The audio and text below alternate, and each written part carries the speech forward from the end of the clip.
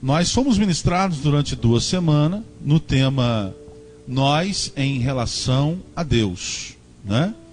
E hoje nós vamos ser ministrados no tema Deus em relação a você, tá? Deus em relação a você. Tadel, treinamento avançado de líderes.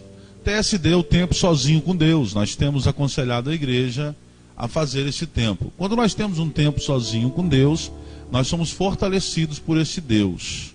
Quando nós temos uma disposição de buscar, né, o que nós precisamos, que é a força do Eterno, quando nós estamos orando, Deus está nos fortalecendo. É nítido isso. Nós temos aí as pessoas de outros segmentos religiosos. As pessoas se ajoelham diante dos seus ídolos todos os dias e buscam ali uma força que não conseguem naquilo que estão buscando, conseguem do inimigo, mas eles não deixam de buscar. E nós estamos diante de um Deus vivo e muitas vezes nós deixamos iniciar um dia e findar um dia sem nos ajoelharmos, sem falarmos com esse Deus e sem ter esse tempo sozinho com Deus. Já temos falado muito sobre isso aqui na igreja. Se você ainda não está tendo esse tempo sozinho com Deus, eu lhe aconselho a ter esse tempo sozinho com Deus. Eclesiastes diz que há tempo para todas as coisas.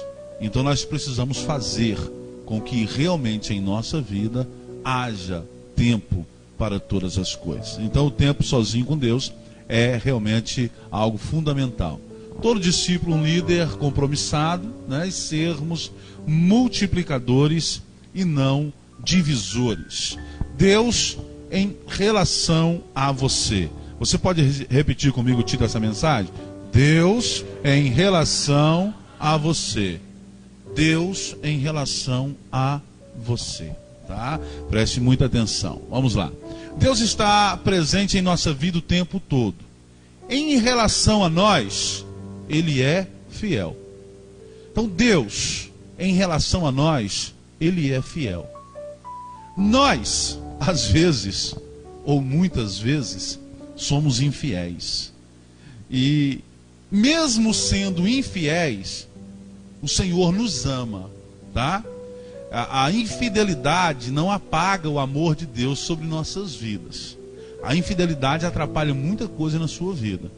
O fato de Deus te amar não quer dizer que você vai entrar no céu. Deus ama todas as pessoas, toda a humanidade, e nem toda a humanidade vai entrar no céu. É desejo do Senhor que nenhuma alma se perca, mas mesmo Deus desejando que nenhuma alma se perca, muitas almas vão se perder. Pastor, mas Deus ama as pessoas e as pessoas vão se perder? Muitas, inúmeras, em sua maioria. A palavra do Senhor diz que poucos herdarão o reino dos céus. Poucos. A palavra não diz muitos herdarão o reino dos céus. Todos herdarão o reino dos céus. Não. A palavra diz poucos herdarão o reino dos céus. Então vigia, meu irmão. Nós temos que vigiar. Nós precisamos ser compromissados. Nós precisamos sermos fiéis a Deus. Nós precisamos estar sempre prontos para fazermos a vontade de Deus em nossa vida. Sempre estamos prontos para nós, mas poucas vezes estamos prontos para Deus. Sempre estamos prontos para agir no nosso temperamento, mas às vezes nunca estamos prontos para agir no temperamento de Deus e na vontade de Deus. Então é algo que realmente depende de mim. Eu preciso vigiar, eu preciso trazer isso para dentro da minha vida, porque Deus em relação a mim, Ele é fiel. Deus em relação ao ser humano é fiel. Deus amou esse mundo de uma tal maneira que enviou o seu Filho unigênito, para que todo aquele que nele crê não pereça, mas tenha a vida eterna. João 3,16. Tá? Então Deus em relação à humanidade, Ele é fiel. Deus em relação às pessoas, Ele é fiel. Nós ouvimos uma mensagem aqui domingo, que mesmo o Senhor olhando sobre a face da terra e achando na terra a maldade, a iniquidade, a devassidão, o seu coração se entristeceu e ele desejou destruir tudo o que ele criou. Ele olha sobre a face da terra e encontra Noé, um homem temente a ele, e ele então abre as comportas do céu para abençoar e salvar a vida daquele homem com a sua família. Deus, em relação a nós, Ele é fiel. Deus, em relação a você, Ele é fiel. Agora, e você em relação a Deus? Nós estudamos isso durante 2 semanas, sobre o nosso comportamento em relação a Deus. Mas essa noite, como aprendizado, eu queria que você colocasse dentro do seu coração esse ensinamento. Deus, em relação a você, Ele é fiel. Deus, em relação a nós, Ele é fiel, tá? O que Deus significa para você? O que Deus significa para você? Você para Deus significa muito. Deus é fiel em relação à sua pessoa, amém? Agora, o que Deus significa para você? Muitas pessoas às vezes responderiam assim: pastor, Deus, Ele significa tudo para mim. Não, Deus não significa tudo para nós não. Tá? Deus não significa tudo para nós. Quando eu falo tudo, porque quando nós falamos tudo, nós englobamos todas as coisas. E Deus não é todas as coisas. Esse vaso de barro que está aqui na frente, por exemplo, não é Deus. Então esse vaso não pode significar Deus para mim. Estão me entendendo, sim ou não? Então esse vaso ele não pode significar Deus para mim. Uma outra peça, ela também não pode significar Deus para mim. Então esse entendimento eu preciso ter a respeito do meu relacionamento com Deus. Nas ministrações de todo esse mês, nós estamos sendo ministrados no tema desenvolvendo intimidade com Deus. Então eu preciso desenvolver intimidade com Deus pelo Espírito, porque nós aprendemos no Tadel que nós somos um Espírito. Nós aprendemos isso. Então eu desenvolvo a minha intimidade com Deus através do Espírito. Mas eu queria que dentro do que já está sendo ministrado e ensinado para você aqui esta noite, você pudesse responder não para o seu irmão e não para mim, mas o que significa Deus para você. Nós somos ensinados no Tadel e também ministrados na igreja que para muitas pessoas Deus é o pneu de estepe do carro, que só é usado no momento que o outro fura. Para muitas pessoas Deus só é usado no momento de uma necessidade e não em todos os momentos. Para muitas pessoas Deus é isso. E o que é Deus para a sua vida? Você tem deixado todas as coisas por causa de Deus? Você tem agido em obediência a Deus? Você tem abrido mão daquilo que às vezes o mundo lhe oferece por causa de Deus? Você já deixou, já desperdiçou, vamos imaginar assim, alguma oportunidade dada pelo mundo por causa de Deus? Já? Às vezes não. Às vezes nós não queremos desperdiçar nenhuma oportunidade. Às vezes nós não queremos desperdiçar nenhuma chance. Às vezes nós não queremos abandonar nada da nossa vida por causa de Deus. E deixa eu falar uma coisa para a igreja: servir a Deus sem renúncia não é servir a Deus. Nós não conseguimos servir a Deus sem renúncia. Nós não conseguimos servir a Deus sem abandonar a antiga vida. Nós não conseguimos servir a Deus sem abandonar os antigos critérios. Não conseguimos. Não conseguimos. Um matador, ele não consegue servir a Deus se ele continuar matando.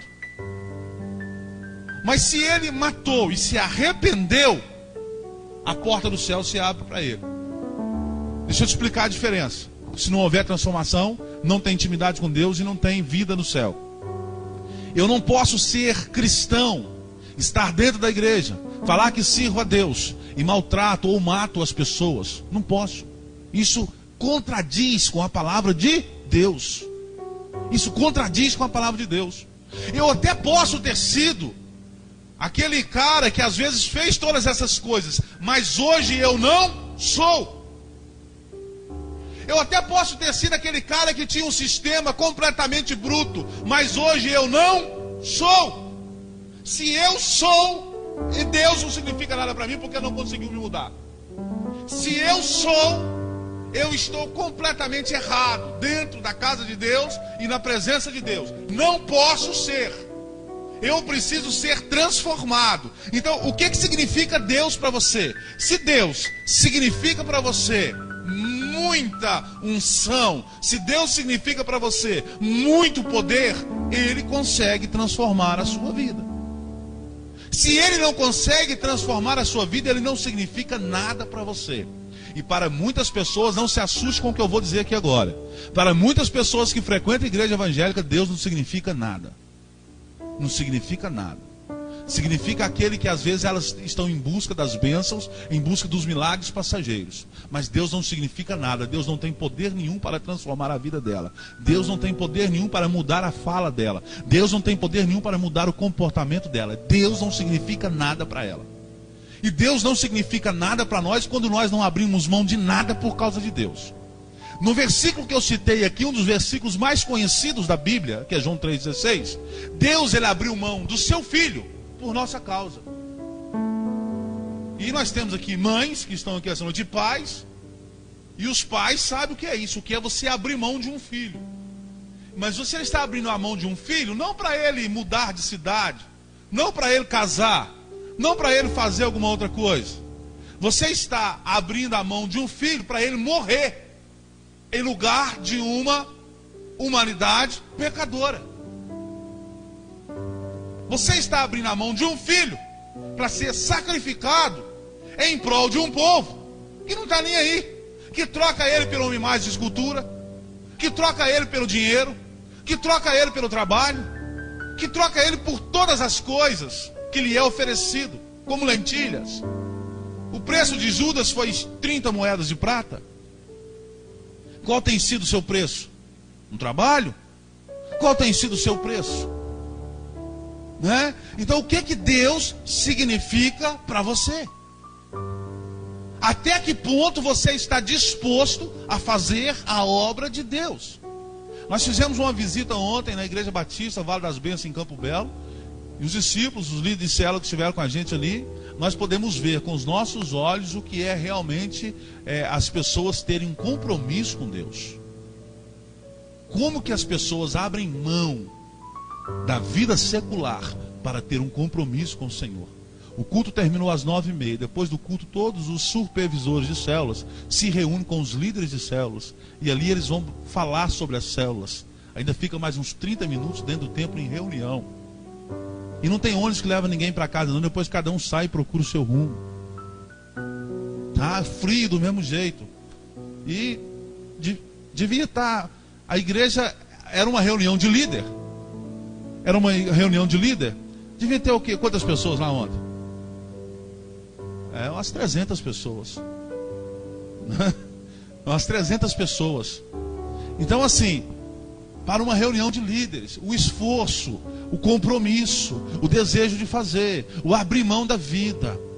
E nós tivemos uma ministração ali que foi maravilhosa, nos ensinando, falando a respeito de fazer a obra de Deus. O que é que Deus significa para você, meu irmão? O dia que você não está fazendo nada, aí a casa de Deus te serve. O dia que você não tem nenhum compromisso, a casa de Deus te serve. Agora, se você tem um compromisso, por menor que seja, a casa de Deus perde. Se você tem um compromisso, por menor que seja, Deus em segundo plano. Se é um compromisso no trabalho, Deus em segundo plano. Eu não posso deixar o meu trabalho. Eu não posso deixar as coisas que eu estou fazendo. Mas aonde que fica a palavra de Deus na minha vida? Aonde que fica a palavra desse Deus na minha vida?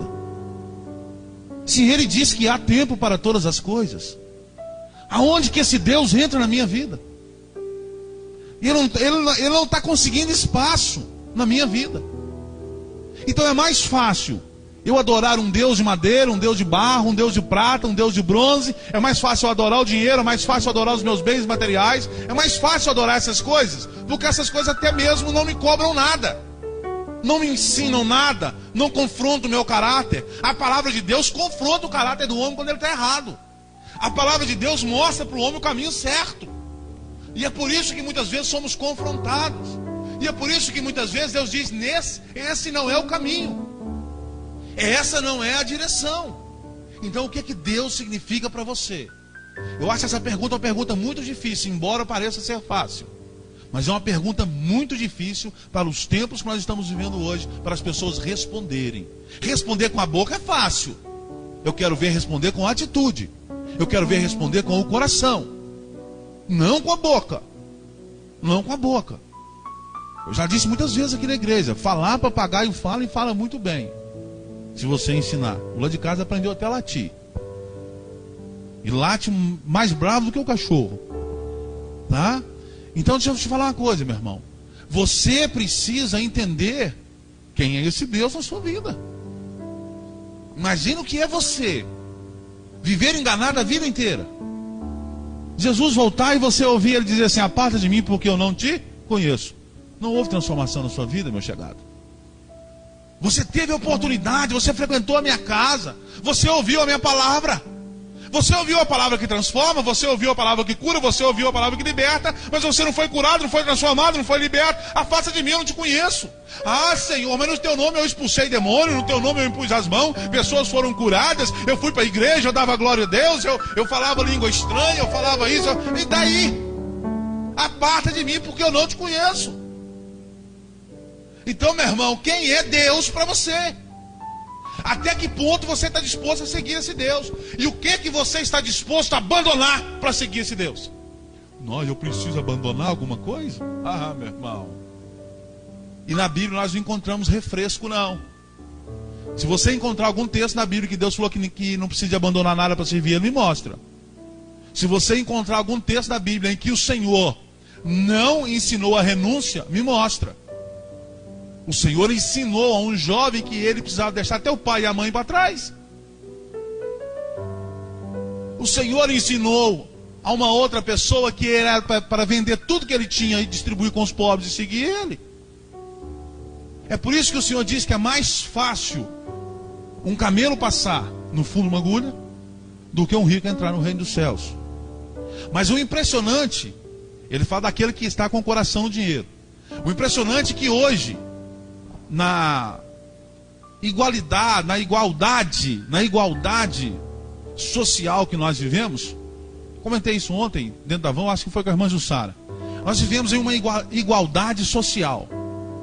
Hoje nós temos uma classe que passa dificuldades e passa até fome, e a outra classe não falta nada para ela. Não falta nada para ela. Aqui todo mundo deve ter celular. Todo mundo deve ter celular. Todo mundo deve ter televisão em casa. Todo mundo come do bom e do melhor, graças a Deus. Graças a Deus. Então não nos falta nada. Então nós temos duas classes. Uma que não tem nada e a outra que consegue todas as coisas. Aí sabe o que vê isso? Quando o Senhor diz que é mais fácil, então, um camelo passar no fundo de uma agulha do que um rico entrar no reino dos céus, nós estamos vivendo um momento hoje que o pobre acha que é rico. O pobre acha que é rico. Porque ele está trabalhando, a sua necessidade está suprida. Ele tem televisão de 50 polegadas, tela plana em casa.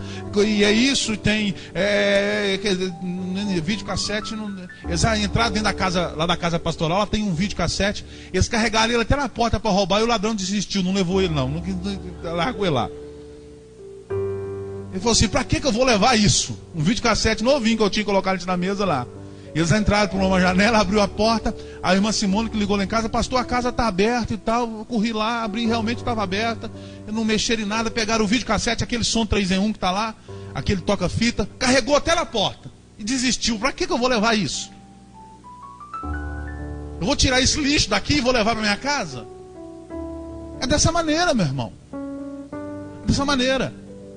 Um dia desse eu falei com a minha esposa: para com esse negócio de bazar, de distribuir roupa usada para os outros. Porque você chega com a roupa usada, a pessoa olha e fala assim: ninguém quer roupa usada hoje mais não, meu irmão. Todo mundo compra roupa nova. Todo mundo compra roupa nova. Ah, olha, não, mas aqui, vai largar a camisa para não quer, meu irmão. Nós levamos um dia uns 4 sacos ou mais para o povo escolher levar. Ninguém escolheu nada, nós tivemos que jogar fora. Ninguém escolheu nada. Ninguém escolheu nada. Então nós vivemos um tempo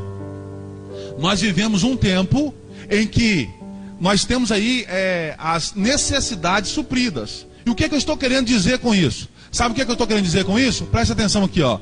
É porque o pobre está achando que é rico e abandona Deus por causa de pouca coisa.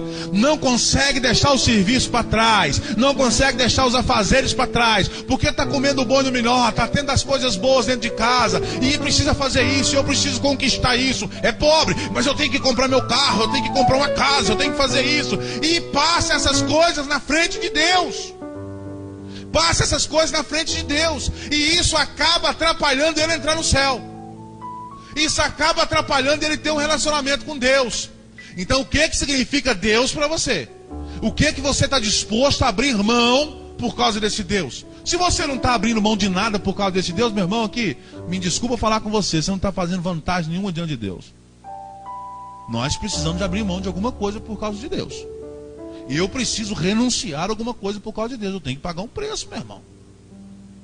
É de graça. Não tem valor financeiro, mas existe um preço espiritual. Então eu tenho que pagar. Então o que Deus significa para você? Eu queria que essa pergunta ficasse na sua mente, tá? Esse livro de Salmo, número 127. Rapidamente, abra sua Bíblia aí em nome de Jesus.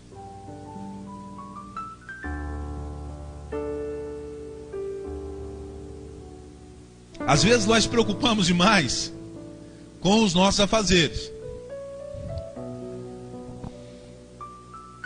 Preocupamos demais com os nossos investimentos. Eu preocupo demais se eu não trabalhar, eu não tenho, eu não como, eu não faço, é isso, aquilo, outro. Salmos 127. Amém? Se o Senhor não edificar a casa, em vão trabalham os que edificam. Se o Senhor não guardar a cidade, em vão vigia a sentinela. Inútil vos será levantar de madrugada e repousar tarde, comer o pão que penosamente granjeastes, aos seus amados ele o dá enquanto dormem. Inútil é você levantar de madrugada, deitar tarde, levanta cedo, trabalha o dia inteiro, deita tarde, deita meia-noite, quando é 3 horas da manhã você tem que levantar de novo. Inútil é você fazer isso. Está saindo entre os dedos. Aos do Senhor ele dá enquanto dorme. Ele dá enquanto dorme. Porque está tendo tempo para dormir. Está tendo tempo para Deus. Está inútil. Está falando é a Bíblia. É inútil uma vida desse jeito. É inútil. É vaidade. É ilusão. Está saindo aqui, ó. A Bíblia ensina. É inútil. Aos do Senhor, aos fiéis, aqueles que têm intimidade com Ele, Ele dá enquanto está dormindo. Pode glorificar, meu irmão. Versículo 3. Herança do Senhor são os filhos, o fruto do ventre do seu galardão. O que é a herança do Senhor? Que a Bíblia diz que é? O que é a herança? Os filhos. Já viu quantos pais que estão perdendo os filhos por causa do trabalho?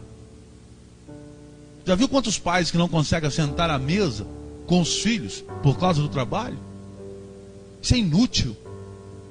É inútil. O que é a herança? Os filhos.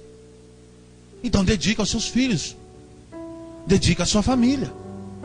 Ensina a sua família a palavra de Deus. Levanta a sua cabeça, servo bom e fiel aqui essa noite. Começa a fazer as coisas certo. Vamos aprender. Nós estamos aqui para aprender de Deus, amém? Então vamos aprender a nos comportar diante de Deus. Vamos aprender a nos comportar diante de Deus. Vamos valorizar aquilo que realmente é a herança de Deus, e não aquilo que está saindo no meio dos nossos dedos. Versículo 4. Como flechas na mão do guerreiro, assim os filhos da mocidade. Feliz o homem que enche deles a sua aljava, não será envergonhado quando pleitear com os inimigos à porta.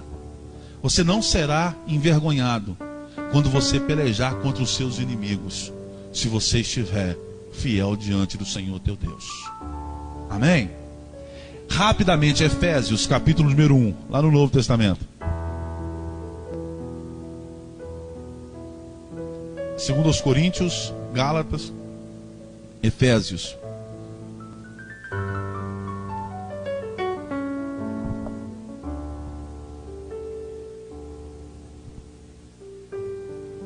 Glória a Deus.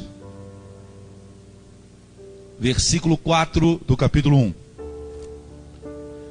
Assim como nos escolheu nele antes da fundação do mundo, para sermos santos e irrepreensíveis perante ele e em amor, nos predestinou para ele, para a adoção de filhos, por meio de Jesus Cristo, segundo o beneplácito da sua vontade, para louvor da glória de sua graça, que ele nos concedeu gratuitamente no amado. Glória a Deus. Meu irmão, está tudo preparado por Deus em relação a nós. Está tudo preparado por Deus em relação a nós. Deus em relação a nós, Ele já preparou tudo. Deus em relação a nós, Ele já está com tudo esquematizado. Ele já deixou a palavra. Deus em relação a nós, a instrução está aqui. Deus em relação a nós. Ele está falando inútil é levantar de madrugada, trabalhar até tarde. Aqueles que são meus, eu dou enquanto eles estão dormindo. Aqueles que são meus, eles não precisam pensar que eu os abandonei, porque eu estou do lado deles a todo momento, a todo instante. Aleluia. Mas você sabe o que atrapalha isso? A ambição. A ambição. Eu preciso ter mais do que eu necessito. E se eu conseguir um pouco mais, a ambição é tão terrível que eu quero mais. E se eu conseguir um pouco mais, eu quero mais. E aquilo me tira da presença de Deus. E aquilo me atrapalha a servir a Deus. Como filho, você está sendo um bom exemplo para os outros naquilo que nosso Pai nos orienta a fazer? No texto de Efésios está falando sobre filho. Como filho, você está sendo um bom exemplo para os outros naquilo que o Pai ensina a fazer? Como pai, nós queremos que os nossos filhos sejam exemplo do que nós estamos ensinando. Verdade ou mentira? Verdade. E eu bem sei o quanto que um pai e uma mãe sofrem quando o filho sai do trilho. A gente vê o sofrimento de um pai, de uma mãe, quando o filho está fora do propósito que ele queria, do propósito que ele ensinou. Assim é Deus em relação a nós. Estamos fora do caminho, Deus está entristecido. Estamos fora do caminho, Deus está entristecido. Então nós precisamos, meu irmão, entender que Deus em relação a nós está tudo pronto. E nós em relação a Deus, nós significamos muito para esse Deus. Ele nos ama demais, de uma maneira imensurável. Não dá para falar sobre o tamanho do amor de Deus sobre nossas vidas. Não conseguimos, é um amor imensurável, infinito. Mas e o nosso amor em relação a esse Deus? Esse Deus é fiel para conosco. Mas e a minha fidelidade para com esse Deus? Esse Deus é disposto para com a minha pessoa. Mas e a minha disposição para esse Deus? Esse Deus quer transformar a minha vida. Mas será que eu quero ser transformado? Esse Deus quer me libertar. Mas será que eu quero ser liberto? Ou será que eu estou entregue aos prazeres carnais? Ou será que eu estou entregue às minhas vontades? Abra mão das suas vontades para fazer a vontade de Deus. Deus em relação a você, Ele está pronto e preparado para te abençoar. E toda a palavra já foi escrita para a direção de nossas vidas.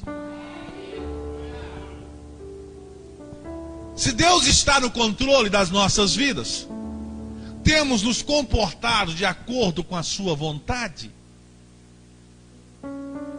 A frase comum entre cristãos. Quer ver? Meu irmão, como é que você está? Deus está no controle. Como é que é? Deus está no controle.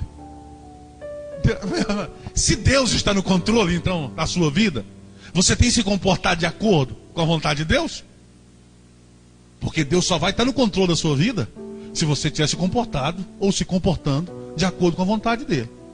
Se você não está comportando de acordo com a vontade dele, ele não está no controle não, meu irmão. Quem está no controle é o cão. Está vestido lá de santinho, de anjo de luz, mas quem está no controle é o cão. Deus só está no controle da vida daquele que está obedecendo a sua palavra. Deus só está no controle na vida daquele que quer fazer a vontade dele, a vontade de Deus. Deus só está no controle na vida daquele que está abnegando, na vida daquele que está renunciando a alguma coisa para servi-lo. Renúncia faz parte da nossa vida com Deus. Abnegação faz parte da nossa vida com Deus. Quando o Senhor Jesus chama os seus discípulos, eles tiveram que abnegar do seu trabalho, tiveram que abrir mão do seu trabalho. Aprenda uma coisa aqui essa noite: Deus não tem nenhum tipo de relacionamento com pessoa que é à toa. Deus não tem nenhum tipo de relacionamento com desocupado. Estou falando à toa, meu irmão, no sentido de realmente trabalhar para Deus e em prol da sua própria vida. Tá? Deus não é aquele negócio, meu irmão, faz se der tempo, faz se tiver jeito. Deus não tem compromisso com esse nível de relacionamento, não. Não tem. Precisa ser feito. E quem obedece, faz. Nós vimos ontem, lá na Igreja Batista Vale das Bênçãos, uma paixão por almas. Você vê as pessoas falar em almas, os olhos delas brilham. O leiteiro chega para entregar leite, a pessoa quer ganhar um leiteiro para Jesus. Vai no banco depositar um dinheiro, quer ganhar o gerente do banco para Jesus. Aonde que vai? Quer ganhar aquela pessoa para Jesus. O resultado, a igreja está cheia. O resultado da obra de Deus está sendo feita. Deus está no controle, meu irmão. O que você está fazendo em relação a Deus? Qual que é o seu comportamento diante do Senhor? É aprendizado. Isso aqui é para a gente aprender, para a gente ser um líder forte, para a gente ser um líder corajoso, para a gente poder fazer alguma coisa para Deus. Então nós temos que aprender. Então pense nisso. Antes de falar que Deus está no controle, pense se realmente Ele está no controle. Se Ele não estiver no controle, troque o cão pelo Senhor. Tira o diabo do controle e põe Deus no controle. Quando Deus está no controle, você não tem dificuldade de ser fiel. Quando Deus está no controle, você não tem dificuldade de obedecer. Não tem dificuldade. As pessoas que têm dificuldade é porque Deus não está no controle. Deus não está no controle. Aí você vê isso nas pequenas coisas. Nas pequenas coisas. O menor disso tudo, vamos imaginar aqui, é a devolução do dízimo. A pessoa pega o dízimo para devolver e fala...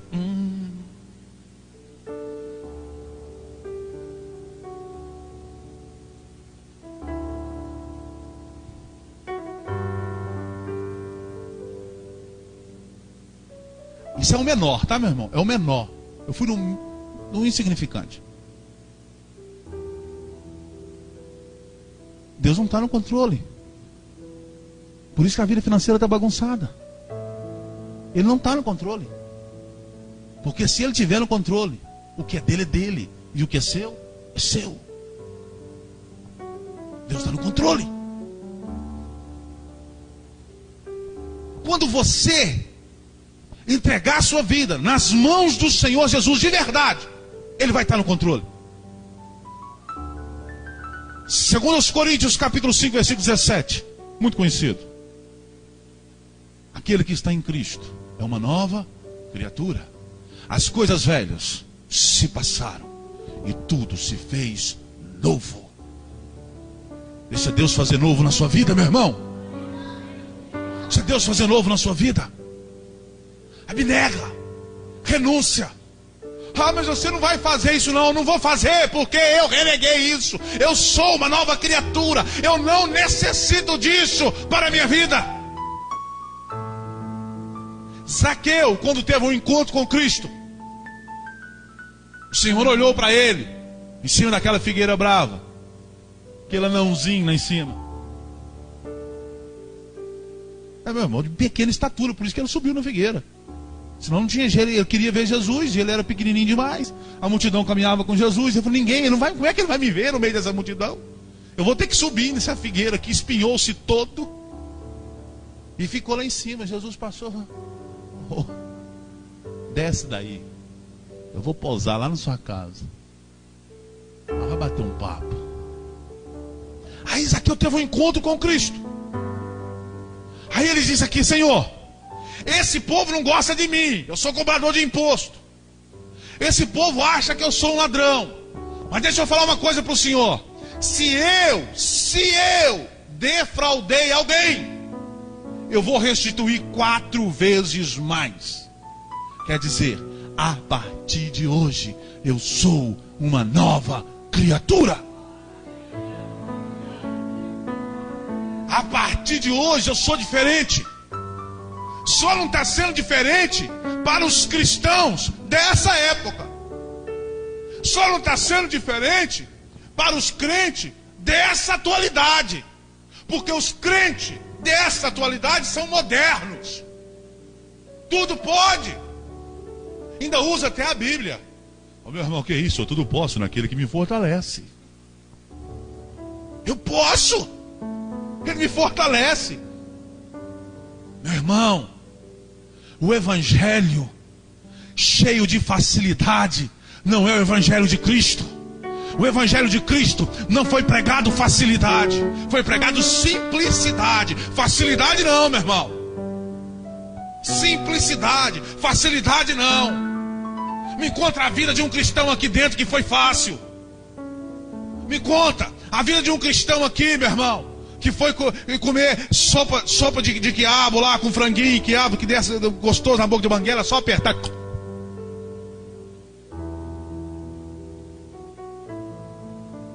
Meu irmão, o dia que você tiver com um problema nos dentes, faz um quiabo bem babento, põe ele assim, aperta no céu da boca a língua, você vai ver, vai dizer assim, não tem dificuldade nenhuma.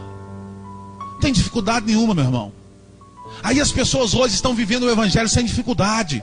Sabe o que é o evangelho sem dificuldade? O evangelho sem dificuldade é o evangelho que tudo pode. Meu irmão está lá, ó, sentando o pau na goiaba.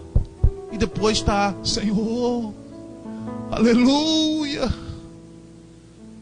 Meu irmão, aonde que está a regeneração? Aonde que está a transformação? Aonde que está o povo lavado e remido no sangue do Cordeiro? Aonde que está esse povo? Aonde que nós nos encontramos? O que esse Deus significa para mim? O que esse Deus significa na minha vida? O que eu abri mão para seguir a Ele? O que eu estou abrindo mão para seguir a Ele? Não importa se uma pessoa perto de mim que não quer, eu quero. Se tem alguém no caminho que está querendo me atrapalhar, eu largo aquilo, sai fora. Eu estou indo em direção a Cristo e não vou largar a Cristo, não. Eu estou com Cristo, eu quero Cristo. Meu irmão, reveja os seus conceitos de cristão. Reveja os seus conceitos em relação a Deus. Porque Deus em relação a você não precisa rever conceito nenhum. Deus em relação a nós, Ele não precisa rever nada. Agora nós em relação a Deus, nós precisamos rever muita coisa. Nós precisamos olhar para muitas situações em nossa vida que precisam ser mudadas, que precisam ser transformadas, se eu quero algum tipo de compromisso com Deus e se eu quero morar a eternidade com Ele. Então isso é necessário em nossa vida, amém?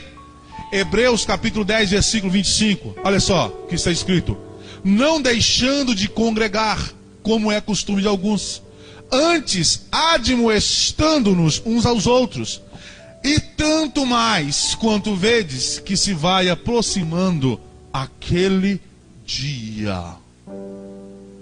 Não deixe de congregar, não deixe de admoestar, não deixe de falar a verdade, principalmente quando você está vendo que está aproximando aquele dia. Na pregação de domingo, aqueles que prestaram atenção puderam ver como que está próximo o dia da vinda de Cristo, pelos acontecimentos relatados na própria palavra de Deus. E o Senhor disse, quando estiver chegando esses dias, pregador, admoesta esse povo, chama a atenção desse povo, lembra esse povo o que eu significo para eles, Lembre esse povo se eles estão abrindo mão de alguma coisa por minha causa. Lembre esse povo se esse povo está me adorando e está me servindo em espírito e em verdade. Isso é sério. Sabe por quê? Porque nós temos uma consciência no ponto de tomar decisões. E essas decisões são decisões importantíssimas para nós entrarmos no céu. E eu acredito que nós não temos ninguém aqui que quer ir para o inferno. Só que o que demonstra se você quer ir para o inferno não é o seu sim e não é o seu não. O que demonstra que você quer ir para o inferno, meu irmão? As suas atitudes. Deus olha pelas atitudes desse camarada, ele quer continuar lá no inferno, né? Que ele lá já está ruim demais, vou aprofundar ele mais um pouquinho. Deixa ele descer agora para o lago de fogo e enxofre. As atitudes dele são essas. O comportamento dele é esse. Então o que pensa nisso? Para que você reveja os seus conceitos de cristão. É jovem, se preocupe em ser um jovem limpo. Se preocupe em ser um jovem lavado e remido no sangue de Cordeiro. Se preocupe em pregar a palavra para um outro jovem. É adulto, se preocupe em ter testemunho. Se preocupe em ter vida. Se preocupe em obedecer a palavra do Senhor. Quem é esse Deus para você? É o Deus que você só serve no momento da dificuldade? É o Deus que você não está se importando? Quem é esse Deus para você? Salmo 119, versículo 67.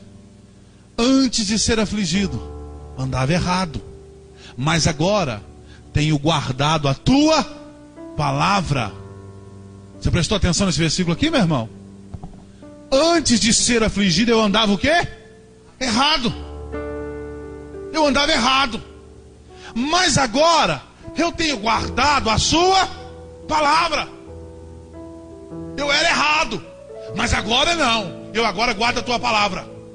Eu fazia as coisas erradas, mas agora eu não faço, eu guardo a tua palavra.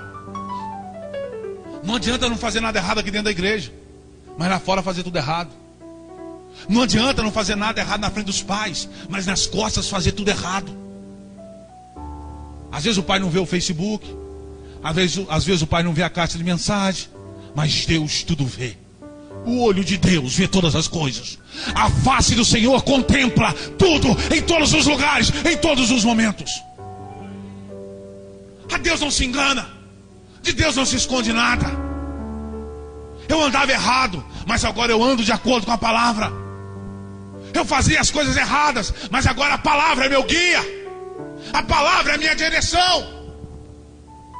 Se a palavra me deixa fazer, eu faço. Se a palavra diz que não é para fazer, eu não faço. É simples, meu irmão. Não, o pastor lá daquela igreja proíbe as coisas. Meu irmão, pastor não pode proibir nada. Pois se nem Deus não proibiu, será que tem pastor ou algum líder querendo ser mais do que Deus? Se Deus não proibiu, tudo te é lícito, meu irmão. Você pode todas as coisas. Agora eu te oriento, nem todas as coisas você deve. Sabe por quê? Porque Deus disse isso. O que eu devo, pastor? Bíblia, leia. Você vai saber o que você deve e o que você não deve. O que você faz e o que você não faz. Por que você não faz? Você não pode fazer porque é proibido. Você não faz porque você chegou a uma concepção, a um entendimento que a sua vida é de Deus. Deus em relação a você, ele é fiel. E você em relação a Deus. Você para Deus significa muito e Ele te ama de uma maneira imensurável. E o que Deus significa para você? E qual é o seu amor por esse Deus? Muito do que nós estamos fazendo está sendo tudo em vão. Por quê? Como igreja, muito do que nós estamos fazendo está sendo tudo em vão. Por quê, pastor? Porque não está edificando a ninguém. Se eu te ensinar mais uma coisa aqui essa noite, eu já vou encerrar. Vai fazer alguma coisa? Você quer saber se Deus vai aprovar o que você vai fazer? Vê se vai edificar alguém. Se for edificar alguém, faça. Se não edifica ninguém, meu irmão, não faça nada. Se a dancinha do funk lá não edifica ninguém, não faça. Se a cheiradinha lá não edifica ninguém, não faça. Se o copinho de cerveja não edifica ninguém, não faça. Se o que você está fazendo não está edificando ninguém, não faça. Agora, se edifica, você faz. Se edifica, você faz. Agora, se não edifica, meu irmão, não faz. Há muitas coisas que nós estamos fazendo que é em vão. Louvores em vão, pregação em vão, orações em vão, porque não está edificando ninguém.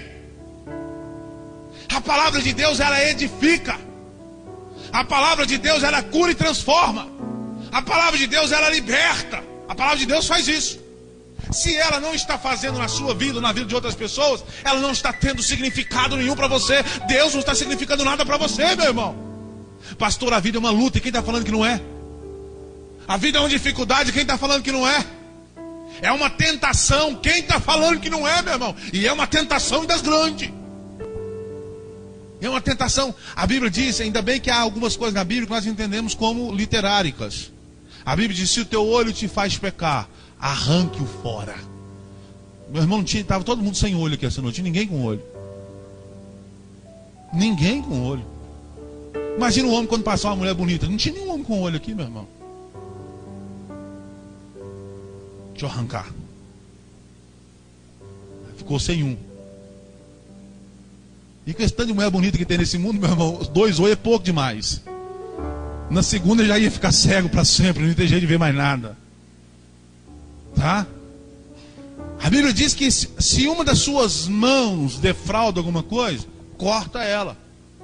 É melhor entrar no céu faltando uma mão do que ir para o inferno completinho.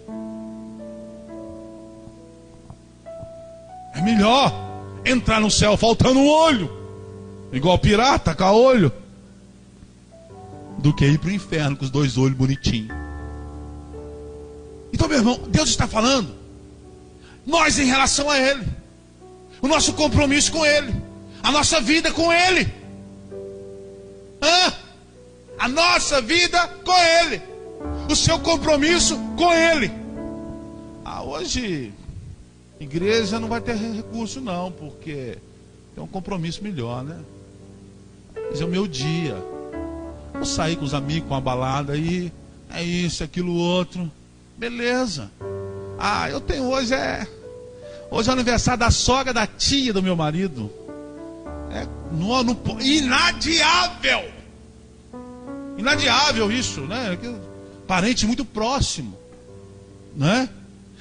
Hoje a cunhada da avó do meu tio, ela está com gripe, eu tenho que ir lá. É assim, meu irmão, os compromissos hoje são assim. São relacionados à nossa pessoa, às nossas vontades, os nossos compromissos são muito mais importantes que os compromissos de Deus.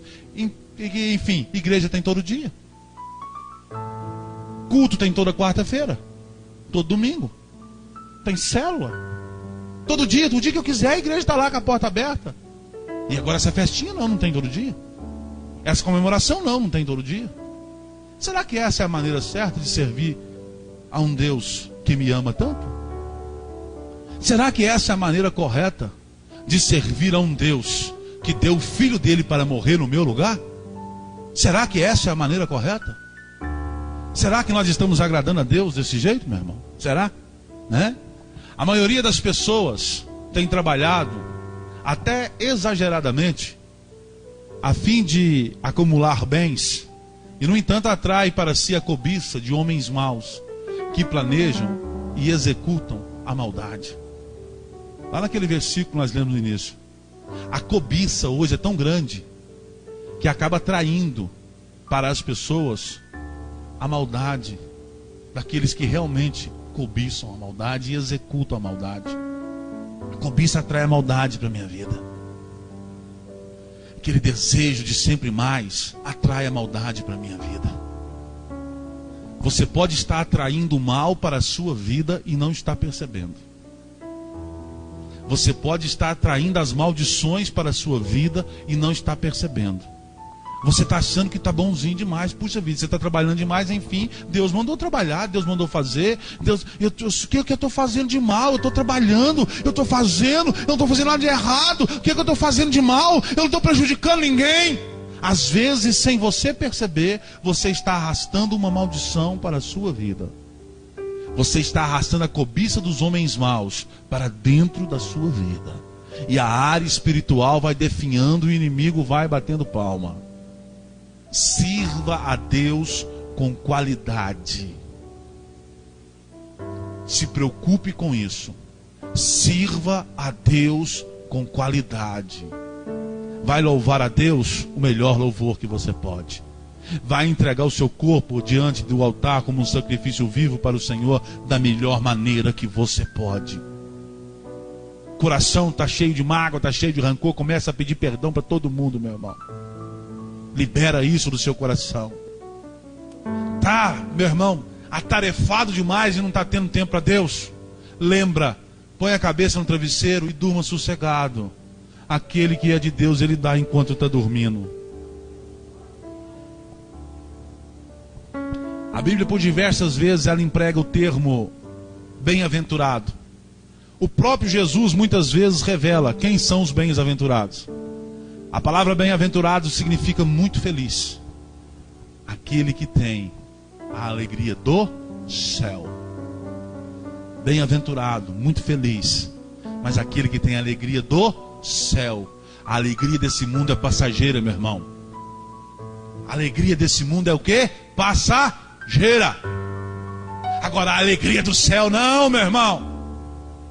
A alegria do céu não. É aquela alegria, irmã Jussara, que nós falávamos ontem na van.